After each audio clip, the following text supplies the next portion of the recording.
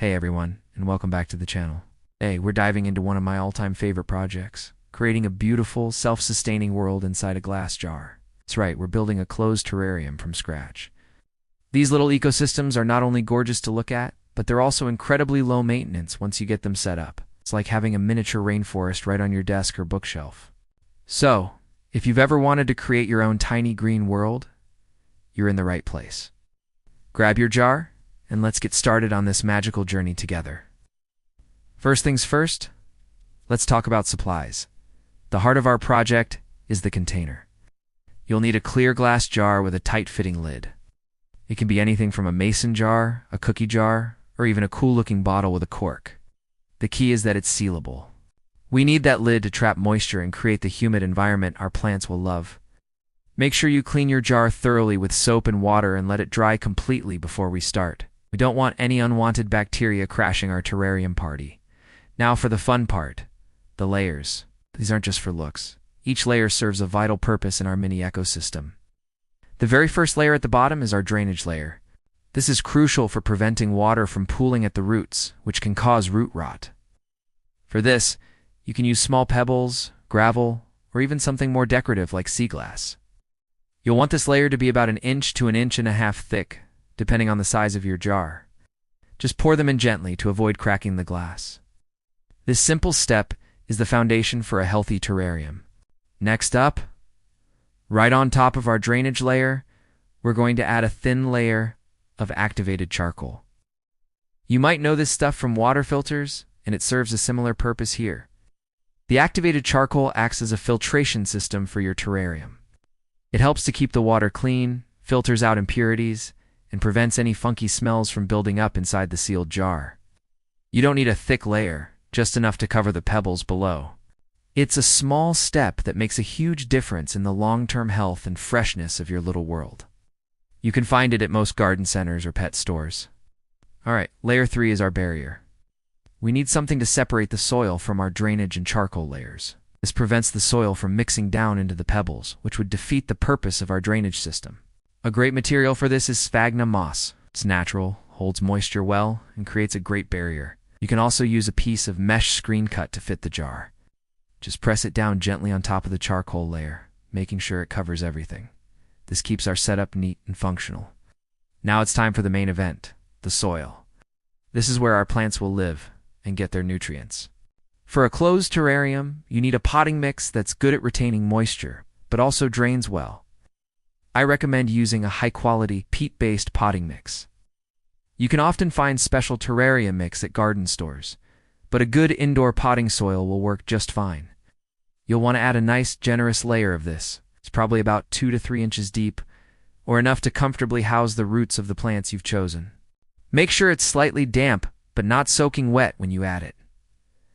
Let's talk plants. This is where you can really get creative. For a closed terrarium, you want to choose plants that thrive in high humidity and low light. Think about the understory of a rainforest. Some great options are ferns, like the maidenhair fern, mosses of all kinds, baby's tears, nerve plants, and small varieties of peperomia. Avoid succulents and cacti as they prefer dry conditions and will not do well in a humid, closed environment. When you're picking your plants, think about a variety of textures, heights, shades of green to create a visually interesting landscape. Now, for the planting process. This can be a bit tricky working inside a jar, especially if it has a narrow opening. I like to use long tweezers, chopsticks, or a small spade to help me out. Start by planning your layout. Where do you want your tallest plant? Where will the ground cover go?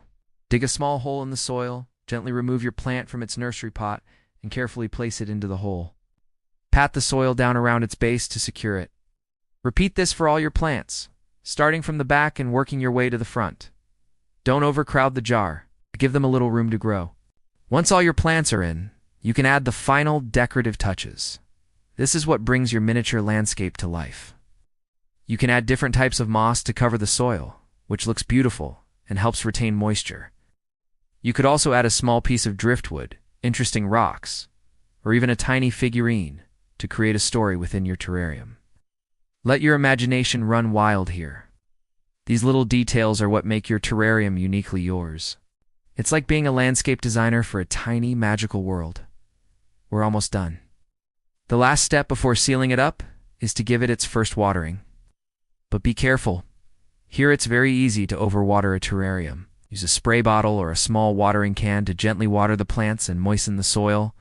You don't want to see a pool of water in the drainage layer. The goal is to make the soil damp, like a wrung-out sponge. Clean any dirt smudges off the inside of the glass with a paper towel attached to a stick. Now it's time to put the lid on and seal your creation. So you've sealed your jar.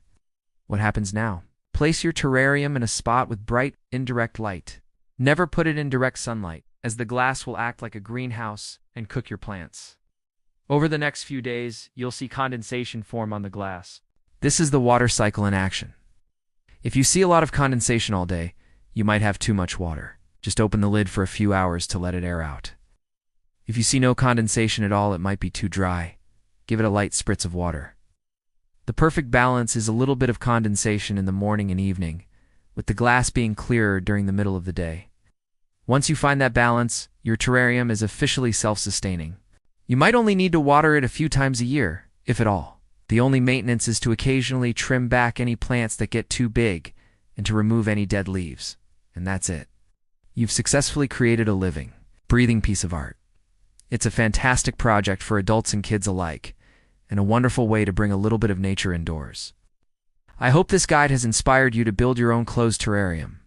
Thank you so much for joining me today. I'd love to see your creations, so feel free to tag me in your photos on social media. If you enjoyed this video and want more fun DIY plant projects, do want to forget to hit that like button and subscribe to the channel so you don't want to miss a thing. Happy building, and I'll see you in the next video.